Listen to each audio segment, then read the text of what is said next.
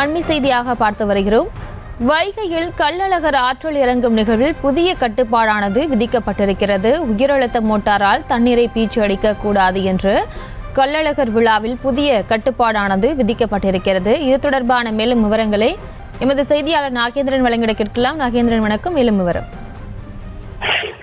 வணக்கம் பிரியங்கா. உலக புகழ்பெற்ற கள்ளழகர் ஆற்றில் இறங்கும் வைபவத்திற்கு வரும்போது உயர் அழுத்த மோட்டார் வைத்து தண்ணீர் பீச்சி அடிக்க தடை விதித்து உயர்நீதிமன்ற மதுரை கிளை அதிரடி உத்தரவு என்பதை பிறப்பித்திருக்கிறது.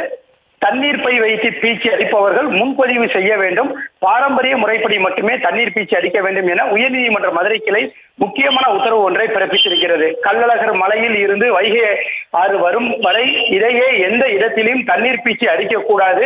இதனை மதுரை மாவட்ட காவல்துறை கண்காணிப்பாளர், மதுரை மாநகர காவல்துறை ஆணையர் இதனை உறுதிப்படுத்த வேண்டும். மேலும் பெண்கள், குழந்தைகள், முதியோர்கள் மீது தண்ணீர் பீச்சி அடிக்க தடை விதித்து உயர்நீதிமன்ற மதுரை கிளை உத்தரவு என்பதை பிறப்பித்திருக்கிறது. மதுரையைச் சேர்ந்த நாகராஜன் உயர்நீதிமன்ற மதுரை கிளையில் தாக்கல் செய்த மனுவில் உலக புகழ்பெற்ற மதுரை சித்திரை திருவிழா ஏப்ரல் 12ஆம் தேதி கொடியேற்றத்துடன் தொடங்கி 23ஆம் தேதி வரை நடைபெற உள்ளது. இந்த நிலையில் விழாவின் சிகர நிகழ்ச்சியான கள்ளழகர் வைகை ஆற்றில் இறங்கும் நிகழ்ச்சி ஏப்ரல் 23ஆம் தேதி நடைபெற உள்ளது. பாரம்பரியமாக ஆட்டுத்தோலை பயன்படுத்தி தோல் பைகளில் நறுமண நீர் நிரப்பி துருத்தி எனும் சிறிய குழாய் மூலம் தண்ணீரை கள்ளழகர் மீது பக்தர்கள் பீச்சி அடிப்பார்கள். பக்தர்கள் விரதமிருந்து தோல் பையில் தண்ணீர் சுமந்து வந்து சிறிய குழாய் மூலம் சுவாமியின் மீது பீச்சி தங்களது நேர்த்திக் கடன்களை செலுத்துவது வழக்கம்.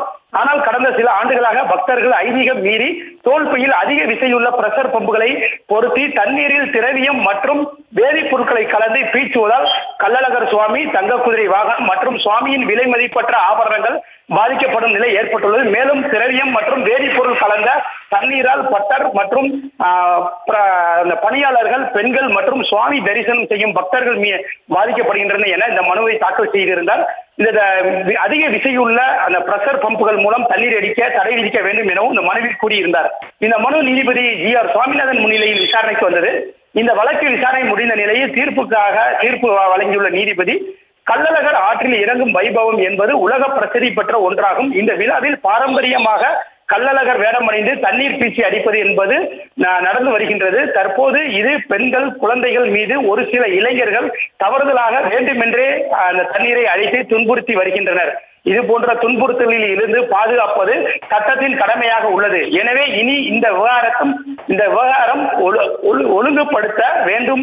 பாரம்பரிய உடை அணிந்து தண்ணீர் பீச்சி அடிப்பவர்கள் மட்டுமே அனுமதிக்கப்பட வேண்டும். அதுவும் அவர்களின் முன்பதிவு பெற்றோர்களுக்கு மட்டுமே அனுமதி வழங்க வேண்டும் எனவும் இந்த உத்தரவில் குறிப்பிடப்பட்டிருக்கிறது. மேலும் கள்ளழகர் மலையில் இருந்து இறங்கி வரும் வழியில் எங்குமே தண்ணீர் பீச்சி அடிக்க அனுமதிக்க கூடாது. ஆற்றில் இறங்கும் போது மட்டுமே தண்ணீர் பீச்சி அடிப்பதை மாவட்ட நிர்வாகம் உறுதிப்படுத்த வேண்டும்.